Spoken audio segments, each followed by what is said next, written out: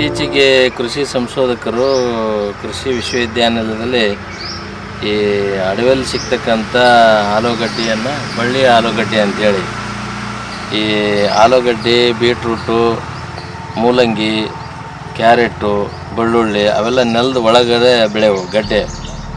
ಅದೇ ತಳಿ ಒಳಗೆ ಇದು ಬಳ್ಳಿ ಒಳಗೆ ಆಲೂಗಡ್ಡೆ ಮೇಲೆ ಬೆಳೀತಕ್ಕಂಥ ಆಲೂಗಡ್ಡೆ ಹೊಸದಾಗಿ ಸಂಶೋಧನೆ ಮಾಡಲಾಗಿದೆ ಅಂತ ಒಂದು ಬಳ್ಳಿಯನ್ನು ಹಚ್ಚಿವಿ. ಇದನ್ನು ಬೀಜವನ್ನು ಎಲ್ಲ ರೈತರಿಗೆ ಕೊಡ್ಬೇಕಂತೇಳಿ ನಮ್ಮಲ್ಲಿ ಈ ಮಲ್ಟಿಲೇಯರ್ ವೆಜಿಟೇಬಲ್ ಕ್ರಾಪ್ ಇದ್ರೊಳಗೆ ಆಲೂಗಡ್ಡೆ ಬಳ್ಳಿ ಆಲೂಗಡ್ಡೆ ಹಾಕಿವಿ. ಭಾಳ ಚೆನ್ನಾಗಿ ಬರ್ತದೆ, ಭಾಳ ಸ್ವೀಟ್ ಇರ್ತದೆ. ಇದನ್ನು ಗೋಮೂತ್ರವನ್ನು ಸಿಂಪಡಿಸಿ ಇದನ್ನು ಈ ಆಲೂಗಡ್ಡೆನ ಕಟ್ ಮಾಡಿಟ್ರೆ ಇದರಲ್ಲಿ ಮೊಳಕೆ ಬರ್ತದೆ. ಅದನ್ನೇ ಹೋಗಿದ್ರೆ ಮತ್ತೆ ನಾವು ಆಗ್ತಾಯಿದೆ. ಈಗ ಒಂದೊಂದು ಸಲ ಒಂದೊಂದು ತರಕಾರಿ ಒಂದೊಂದು ಸೀಸನ್ ಒಳಗೆ ಭಾಳ ತುಟ್ಟಿ ಆಗಿಬಿಡ್ತದೆ. ಸಿಗದೇ ಇರ್ತಕ್ಕಂಥ ಸಂದರ್ಭದೊಳಗೆ ತರಕಾರಿ ತುಟ್ಟಿ ಆಗ್ತಾವೆ, ಸಿಕ್ಕಾಗಿ ಸೋವೆ ಆಗ್ತಾವೆ. ಹಾಗಾಗಿ ಎಲ್ಲ ನಮೂನೆ ತರಕಾರಿ ನಾವು ಬಳಸಿದಾಗ ನಮಗೆ ಎಲ್ಲ ನಮೂನೆ ಪೋಷಕಾಂಶಗಳು ಸಿಗ್ತಾವೆ. ಮತ್ತು ವಾತಾವರಣಕ್ಕೆ ತಕ್ಕಂಗೆ ತರಕಾರಿಗಳನ್ನ ಬೆಳೆಯೋದೊಂದು ಯೋಜನೆಯನ್ನು ಹಾಕ್ಕೊಂಡ್ರೆ ರೈತರು ಅಲ್ಲಿ ದುಬಾರಿ ಅಂತಕ್ಕಂಥ ಒಂದು ಸಮಸ್ಯೆಯನ್ನು ಬಗೆಹರಿಸ್ತಕ್ಕಂಥ ಒಂದು ನಿಯಮವನ್ನು ಪಾಲನೆ ಮಾಡ್ಬೋದು. ಬಳ್ಳಿಗೆ ಆಸರೆ ಬೇಕು. ಆಸರೆ ಇಲ್ಲದ ಬಳ್ಳಿ ಅಡ್ಡಾಡಿ ಸತ್ತು ಅನ್ನಂಗೆ ನಮ್ಮ ರೈತರೆಲ್ಲ ಪೋಲ್ಸ್ ಹೋಗೋದು, ತಂತಿ ಕಟ್ಟಿ ದಾರ ಕಟ್ಟಿ ಅದು ಬಳ್ಳಿಯನ್ನು ಹಬ್ಬಿಸ್ತಾರೆ.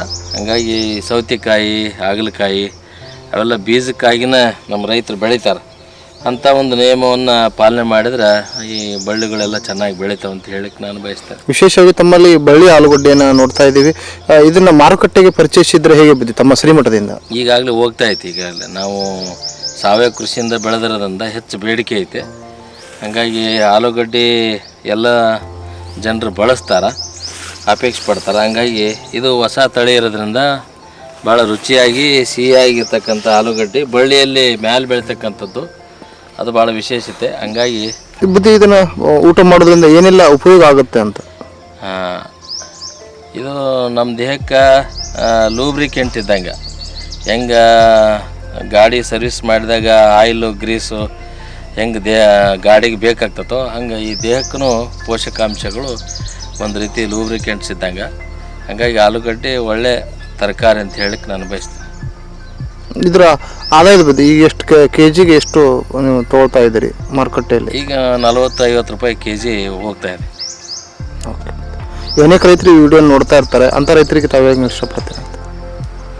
ಸಾವಯವ ಕೃಷಿ ಅಂದ್ಕೊಳ್ಳೇ ಎಲ್ಲರೂ ಸ್ವಲ್ಪ ಹಿಂದೇಟು ಹಾಕ್ತಾರೆ. ಯಾಕಂದರೆ ಈಗ ನಮ್ಮ ಎಲ್ಲ ಭೂಮಿ ರಾಸಾಯನಿಕ ಬಳಸಿ ಆ ರಾಸಾಯನಿಕ ನಮ್ಮ ಭೂಮಿ ಹೊಂದ್ಕೊಂಡ್ಬಿಟ್ಟತೆ. ಹಾಗಾಗಿ ಸಾವಯವ ಮಂದಿ 20-30 ವರ್ಷದಿಂದ ನಮ್ಮ ರೈತರೆಲ್ಲರೂ ಸಾವಯವ ಕೃಷಿನೇ ಮಾಡ್ತಿದ್ರು. ಈಗ ಸಾವಯವ ಕೃಷಿ ಅದೊಂದು ಟ್ರೆಂಡ್ ಆಗೈತೆ.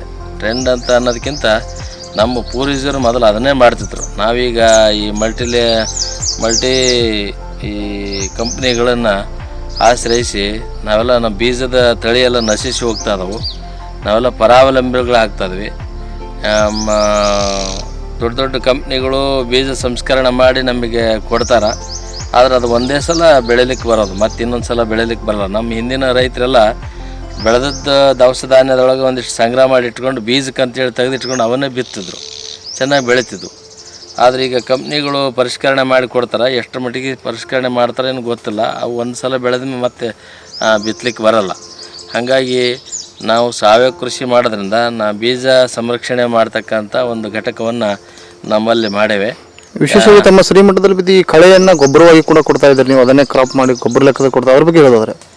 ಹಸಿರೆಲೆ ಗೊಬ್ಬರ ಅಂತೇಳಿ, ಕಾಂಪೋಸ್ಟ್ ಗೊಬ್ಬರ ಅಂಥೇಳಿ, ಈ ವೆಲ್ವೆಟ್ ಬೀನ್ಸ್ ಅಂಥೇಳಿ ಬೆಂಗಳೂರು ಕೃಷಿ ವಿಶ್ವವಿದ್ಯಾನಿಲಯದಾಗ ಇದೊಂದು ಬೀಜದ ಸಂಸ್ಕರಣೆ ಮಾಡಿದರು. ಆ ವೆಲ್ವೆಟ್ ಬೀನ್ಸು ಮೊದಲು ಸೊಪ್ಪು ಎಲೆ ತಿಂಡಿ ಬರ್ತಿತ್ತು. ಈಗ ತಿಂಡಿ ಬರಲಾರ್ದಂಗೆ ಅದೊಂದು ತಳಿಯನ್ನು ಸಂಶೋಧನೆ ಮಾಡ್ಯಾರ. ಅದನ್ನು ಬೆಳೆದ್ರೆ ಈ ಭೂಮಿ ಒಳಗೆ ಕಳೆ ಬೆಳೆಲಾರ್ದಂಗೆ ಅದು ನೆಲಕ್ಕೆ ಹೊಂದಿಕೊಂಡು ಅದು ಬೆಳೀತೈತೆ. ಅದೇ ಎಲೆನೇ ಕೊಳೆತು ಗೊಬ್ಬರ ಆಗಿ ನಮಗೆ ಕಾಂಪೋಸ್ಟ್ ಗೊಬ್ಬರ ಆಗ್ತದೆ. ಮತ್ತು ಅದು ವೆಲ್ವೆಟ್ ಬೀನ್ಸ್ ಬೀಜ ಅದು ನಮಗೆ ತರಕಾರಿಯಾಗಿ ಅಡುಗೆ ಮಾಡ್ಕೊಂಡು ಊಟ ಮಾಡಲಿಕ್ಕೂ ಬರ್ತದೆ. 3 ನಮೂನಿ ಆದಾಯ ಇರೋದ್ರಿಂದ ಅಂಥವು ಕಳೆನಾಶಕ ಈ ಬಳಸೋದ್ರಿಂದ ಮಣ್ಣಲ್ಲಿರ್ತಕ್ಕಂಥ ಕ್ರಿಮಿಕೀಟಗಳು ಬ್ಯಾಕ್ಟೀರಿಯಾಗಳು ಸಾಯ್ತಾವೆ. ಸರ್ ವಿಶೇಷವಾಗಿ ಇವತ್ತು ದೊಡ್ಡ ದೊಡ್ಡ ಮನೆಗಳು ಇರ್ತವೆ, ಮನೆ ಮುಂದೆ ದೊಡ್ಡ ವರಾಂಡ ಇರ್ತದೆ, ಅಲ್ಲಿ ಕೂಡ ಈ ಬೆಳೆಯನ್ನು ಬೆಳಿಬೋದಾ ಹೀಗೆ ಅಂತ? ಬೆಳಿಬೋದು. ನಾವು ಹೈಡ್ರೋಪೋನಿಕ್ ಅಂತೇಳಿ ಇಸ್ರೇಲ್ ಮಾದರಿ ಒಳಗೆ ಈ ಪೈಪ್ನೊಳಗೆ ಹೋಲ್ ಹಾಕಿ ಅದಕ್ಕೆಲ್ಲ ಕೊಕೊಪಿಟ್ ಹಾಕಿ ಮಾಡಿಕೊಡ್ತೀವಿ. ಆಮೇಲೆ ಕುಮಾರ್ ಗೌಡ ಅಂತೇಳಿ ಎಕ್ಸ್ಪರ್ಟ್ ಅದಾರ, ಅವ್ರು ಮಾಡಿಕೊಡ್ತಾರೆ. ಇದನ್ನು ಮನೆಯೊಳಗೆ ಗಾರ್ಡನ್ ಒಳಗೂ ಬೆಳಿಬೋದು. ಒಳ್ಳೆ ಬೆಳೆ, ಚೆನ್ನಾಗಿ ಇಳುವರಿ ಬರ್ತದೆ. ದೊಡ್ಡ ದೊಡ್ಡ ಆಲೂಗಡ್ಡೆ ನೀವು ನಂಬಲಿಕ್ಕೆ ಆಗಲ್ಲ, ಇಷ್ಟು ದೊಡ್ಡದು ಆಲೂಗಡ್ಡೆ ಬರುತ್ತೆ. ಹಂಗಾಗಿ ಒಂದು 4-5 ಇಟ್ಬಿಟ್ರೆ 1 kg ತೂಕ ಬರ್ತದೆ. ವಿಶೇಷವಾಗಿ ರೈತರು ಬದುಗಳು ಕೂಡ ಹಾಕ್ಬೋದಾ ಹೇಗೆ ಬುದ್ಧಿ ಅಂತ? ಹಾಕ್ಬೋದು, ಎಲ್ಲರೂ ಬಳಸ್ಬೋದು. ಓಕೆ.